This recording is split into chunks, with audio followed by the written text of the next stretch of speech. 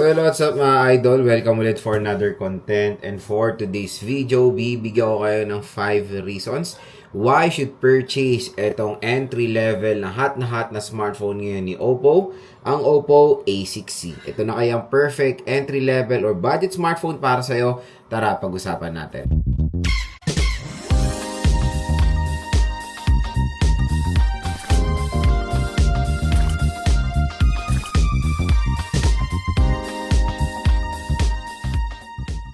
So yan mga idol, for today's content, ipag-uusapan natin itong bagong labas na smartphone ni Oppo, which is the Oppo A6C. So itong smartphone na to ay recently lang lumabas sa Philippines at meron siyang hindi reasonable na SRP. So SRP kasi nito is around 10,000 pesos. And I think for the official SRP talaga nito is 13, nakalagay dito. Tapos 10,000 na lang siya for the promo pa sila sa mall. Again, yan yung possible na pwede siya makuha sa offline store. Sobrang taas. Pero dito sa online, pag tinap mo yung video, may shopping button dito. Mura at bagsak presyo nyo lang makukuha itong Oppo A6C. At yung sinabi ko is the 4GB 128. Meron kasi itong variant na 64GB which is ito. Ang presyo niya lang sa 64GB is around 4,000 plus. Diba? Napakamura mga idol. Pero itong 4GB 128, aba, nasa 5,000 piso na lang siya ngayon dito sa online stores. Again, official store po ni Oppo yung pagbibilan nyo nito. Kaya no worries. Legit na legit po yan. So, tap mo yung video. May shopping button dito. Diyan yung mabibili itong Oppo A6C sa napakamurang halaga lang. At yung link yan dito. Lulubog dito dyan. At diyan kayo bumili ng Oppo A6C dahil dito sa ating video may exclusive discount voucher pa po kayo makuha up to 1 to 2,000 additional discount yan bukod sa sale price sa online. So napakagandang deal mula dito sa Oppo A6C, kaya diyan lang kayo bibili nito. At sa video natin na to, bibigyan ko kayo ng 5 rason kung bakit isa rin to sa napakagandang bilhin na smartphone today. So, first reason why you should buy the Oppo A6C, syempre battery. Ang laki ng battery nito, it's 7,000 mAh na removable battery capacity. So, sa battery capacity pa lang netong si Oppo A6C, paldong-paldo na kayo mga idol. Syempre, yun nga, yan ang parang isang requirement ng mga consumers natin when buying smartphones today, yung meron malaking battery capacity at meron yan dito sa Oppo A6C. And syempre, yung mga iba, hindi lang naman kasi ang mga consumers natin ngayon is naglalaro, 'di ba? At iba ginagamit sa trabaho, sa pang-araw-araw, sa negosyo at kailangan talaga nila ng smartphone na merong sobrang kunat na battery at ito na ang masasuggest ito. Biro mo 7,000 na, yung mga ibang competitors nito around nasa 6,000, 6,500 at yan yung isang magiging advantage talaga nitong si Oppo A6C sa mga competitors niya. Meron siya malaking battery capacity. Pero, meron isang nakakalungkot lang, the charging rate. So, yung charging rate nito is 15 watts lang po mga idol. So, pag tinerno mo, sa 7,000 mAh battery capacity, usually nasa around 2 to 3 hours bago siya ma-full charge. Ganun kabagal. Pero, yun ang isang sacrifice nyo para makamit yung isang malaking battery capacity sa sobrang murang halaga na device na to.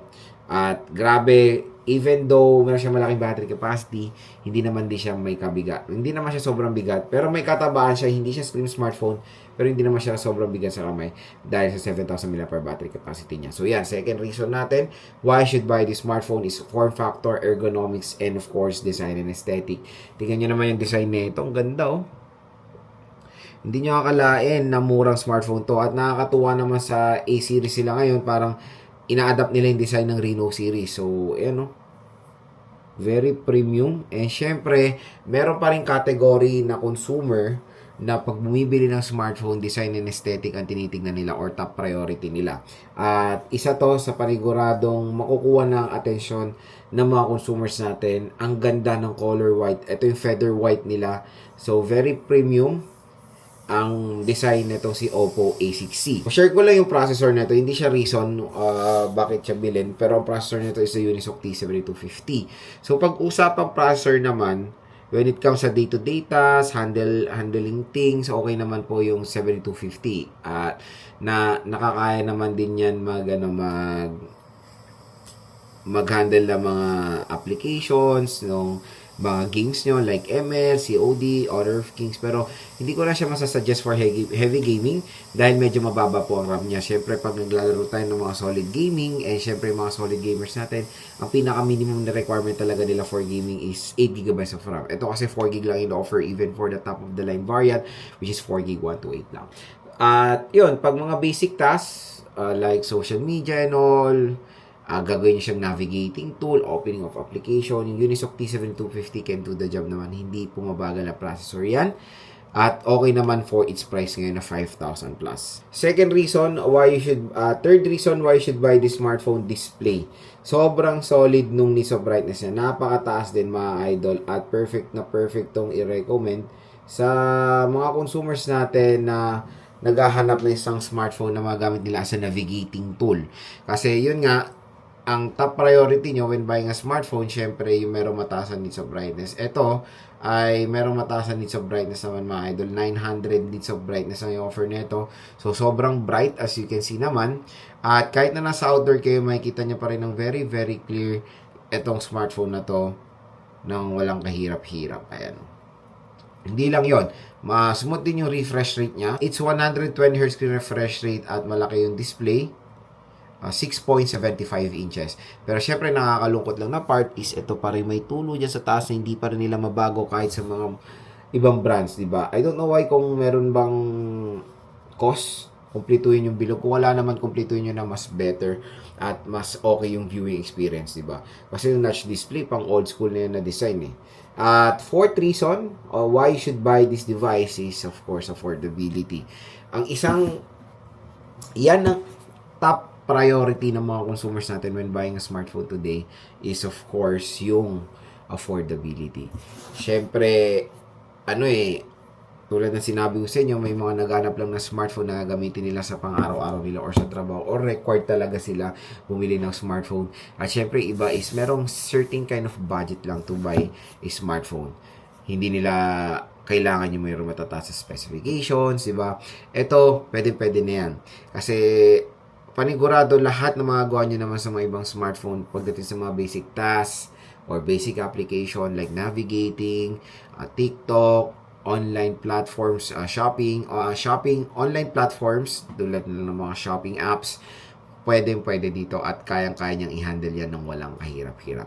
And kumbaga when it comes sa price point, ngayon, sa sale price niya, sulit na sulit or mura na siya na-offer.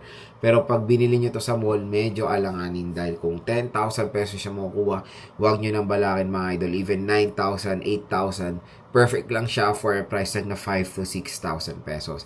Kung ganyang range na lang nakuha tong Oppo A60, mas better. Kaya again, dito lang kayo bibili sa ating link para makuha nyo ng napagandang deal ang Oppo A6C.